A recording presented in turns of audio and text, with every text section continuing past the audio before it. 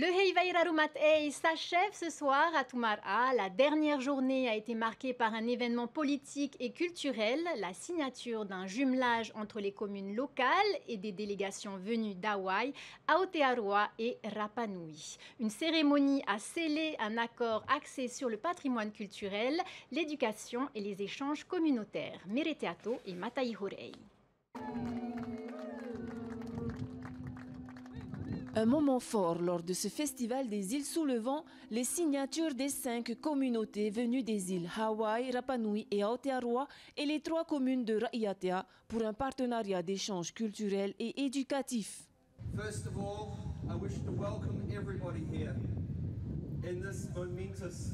Je voudrais remercier tous nos aînés qui nous ont tracé cette route, Papa Sankoa, Papa Tonihiro, Papa Timipua et d'autres personnes qui nous ont laissé ce message, donc le fameux Dion polynésien. Aujourd'hui, nous sommes rassemblés ici sur ce marais de Tapua. C'est symbolique pour nous, même pour Hawaï, Nouvelle-Zélande et Rapa Nui. Et avec les 3 communes, nous trouvons tout marais de Tapua. C'est une signature très importante. Si la pluie est symbole de bénédiction ici au Whenua, alors tous ceux qui sont présents lors de ce moment solennel pourront témoigner avoir reçu la bénédiction du ciel. Ce qui se passe aujourd'hui pour nous est très important, pour nous Polynésiens. Soyons soudés, solidaires, nous ne faisons qu'un. Nous attendions ce moment avec impatience. Désormais, nous sommes heureux. Merci à nos dieux, merci à nos ancêtres.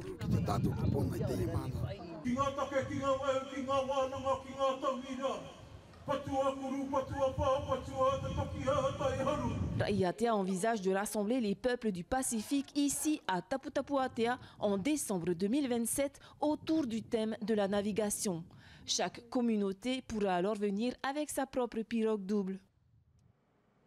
On reste à Ra'iatea. Sur place, nos équipes ont assisté aux cérémonies et au spectacle final. Nous rejoignons Mereteato qui évoquera ces enjeux culturels avec la sénatrice Lana Tetuanui. Mere, Yaurana, comment se déroule cette dernière soirée du Heivairarumat'ei? Bonsoir Vemiti, nous sommes effectivement sur la place de Whaiwhaipua dans la commune de Avera pour vivre justement la dernière soirée du festival des Rarumat'ei. Ce matin, les délégations hawaïennes, pasquanes et néo-zélandaises ont signé un partenariat entre les 3 communes de Ra'iatea. Leur objectif, renforcer les liens entre nos cousins du Pacifique et nous, mais pas uniquement. Pour nous en parler plus en détail, nous recevons notre invitée, Madame la sénatrice de Polynésie française, Madame Lana Tetuanui. Madame la sénatrice Lana Tetuanui, bonsoir. Bonsoir Méré, bonsoir l'ensemble de la Polynésie et bonsoir surtout tous nos spectateurs qui nous regardent ce soir depuis la place Whaiwhaipua de la commune de Taputapuatea pour la dernière soirée de notre Heivairarumat'ei.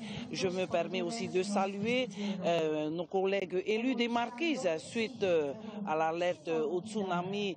Mais merci, grand Seigneur, puisque aucun dégât n'a été déploré sur notre territoire. Ce matin, sur le marais Taputapuatea, vous y étiez. Ce fut un grand moment dans l'histoire des Rarumat'ei. Qu'est-ce que ce jumelage va apporter concrètement aux enfants des îles sous le vent?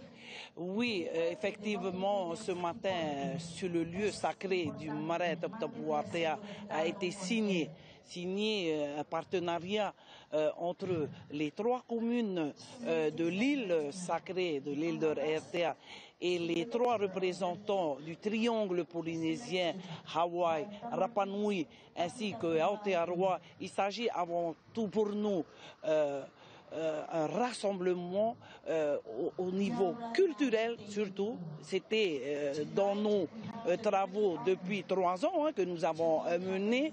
Il s'agit pour nous d'abord de retisser ce lien fort en termes culturels entre nos sœurs et nos frères du triangle polynésien, mais nous ne sommes pas arrêtés juste sur la culture. Nous parlons aussi des échanges au niveau de l'éducation, par exemple au niveau de Hawaï avec le Kamehameha School et nos étudiants.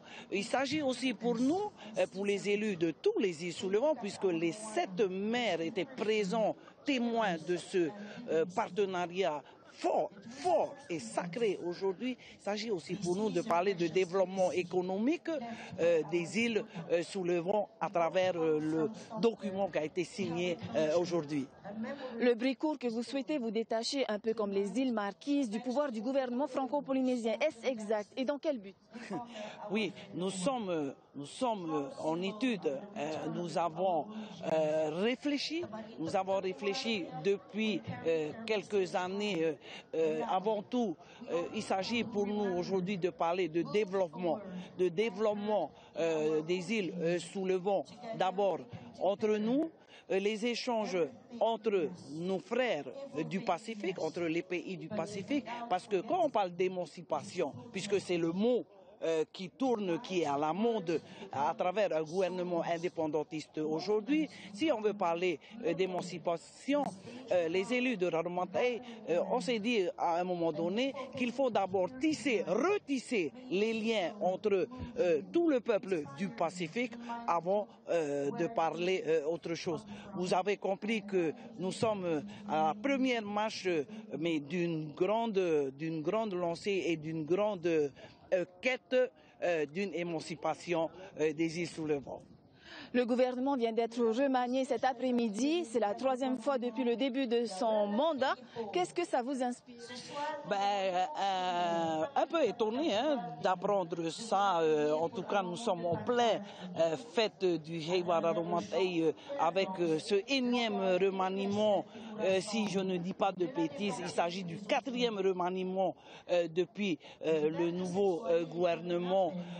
La cause, le président l'a fait remplacer par un conseiller technique qui est émargé dans le ministère de mademoiselle Nahema Temari, que je remercie d'ailleurs au passage pour avoir essayé d'apporter sa pierre à l'édifice, mais en bonne politicienne et surtout élue de Raromatei, je ne peux que dire que après 2 ans de gouvernement, le gouvernement actuel est encore au stade de changer les pièces d'une voiture qui a encore du mal à rouler. Voilà, Vemiti, la soirée a bien démarré ce soir avec le groupe de Tapu Tapu Atea. Il sera suivi du groupe de Hawaï, Rotorua, Aotearoa et Rapa Nui. Le groupe de Huahine clôturera cette dernière soirée. Huahine où aura lieu le prochain festival en 2027. Merci Meriteato pour toutes ces précisions.